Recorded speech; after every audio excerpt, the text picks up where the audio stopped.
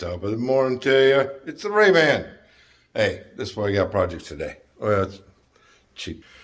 Anyways, so this window here is like 97 inches long, something like that.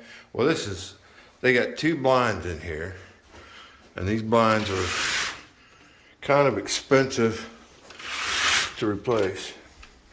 Even though it's just one slat broke, I still got to replace it, right? So instead of putting in two blinds in that hole, I'm gonna put in one long vertical, right? So this will just make it easier because I can, the tenants, if they break the slats, then I can just replace the slat versus the whole blind, you know? But here's the problem. That blind is 104 inches long. Right. Well, I'm not gonna mount it on the outside. I want it nice and tight. I want it inside the hole. So this is what I'm gonna do. Is you can take the end off, pop this off, and then I'm gonna use my little saw here, which I love this thing, and I'm gonna cut this down to fit in that hole.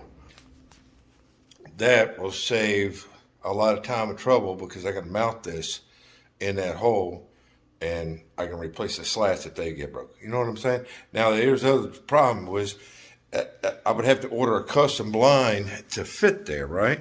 So the slats are, I think they're like 86 inches. Well, that's not 86 inches tall, right? So I cut the blinds in half, and I have backups. And you use the same tool. Use this little guy. Now, you can use like a big grinder, and you can cut the whole pile at one pop. This here, I'm gonna get probably, well, I can probably get that whole pile. So what I'll do, hold on, around. So what I'll do, yeah, I can get that whole pile in there.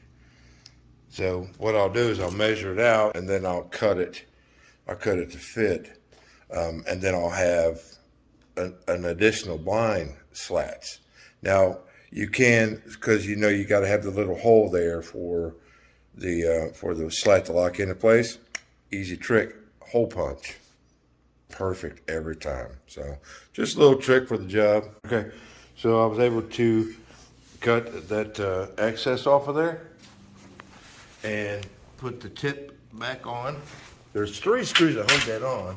One's on top, 2 on the bottom, and blind fits right in the hole, just like that. No easies, just like squeezies, baby. Anyways, I love this job. I really do. It's that little stuff, man, just tickles pink.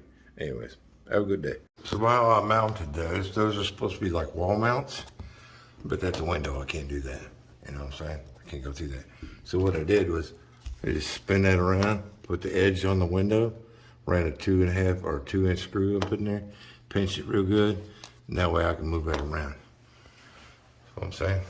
So I can spin those around so it's right on the edge like so. And then I can click the blind in. Okay, so I've got it up, installed, got the cover plate on it. Looks nice and pretty. All my bottoms are nice and straight. Everything turns.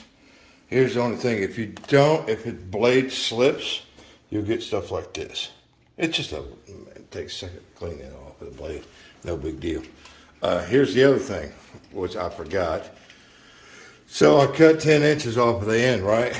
But what I forgot to do was take out the extras, right? So your slats are gonna be gapped out because I didn't take out the extras. Which it's not a real big deal, man. You just leave them there in case the tenant breaks it. Now you got backups. But for the end, you rotate this around. So you got rotated around. This end up here's all the way. Down here on this end, you're gonna have a gap, right? So I take that last one out, move it over 1 or 2. Now it's gonna take that gap up a little bit. So, but it's all cool, man. It's just an easy way to put in a vertical and a horizontal window instead of buying those blinds. because you know these get broke quick. It don't take much. And plus that's a lower window, so any air moving out, if they don't pick up the blind, it will get broke real easy like. So this way the tenant or whoever lives here can open that up and get a full window. Not that looks so much better than a couple of them pieces of crap. All right, like I said, man, you get one of these little saws. Now this comes with a guard on it. It's like a blade cover and stuff. It just comes right off. It's no big deal to take it off. And you can actually buy like masonry bits, blade, or like diamond blades for that. And like cut some brick or concrete or whatever. You're gonna score it a little bit. Maybe a tile, ceramic tile. Be perfect, man. If you're in a bathroom, you got ceramic tile, you just need to cut the edge off, bam. I think it even has a shop vac hookup to it. So anyways, cool little tool. Just thought I'd share that with you guys. Rayman.